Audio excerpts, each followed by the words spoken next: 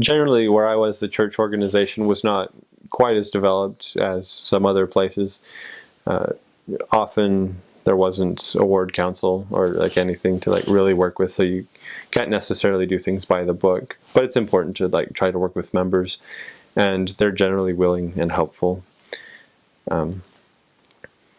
In like some places or branches that are like really small. I remember one branch where I think my last Sunday there were 6 members.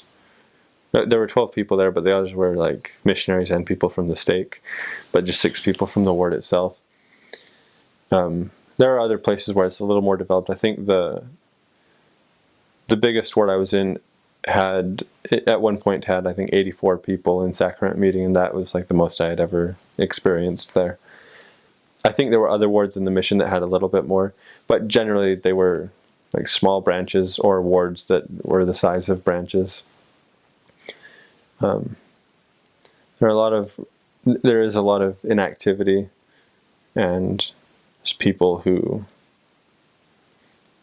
had joined the church and are generally like friendly to missionaries, but just for one reason or another don't feel a strong desire to go back to church or don't feel the motivation.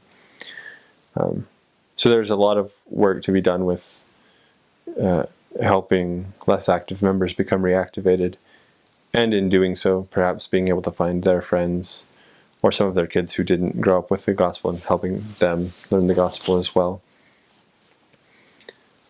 So, as in most places, working with the members is probably the most effective way to do missionary work.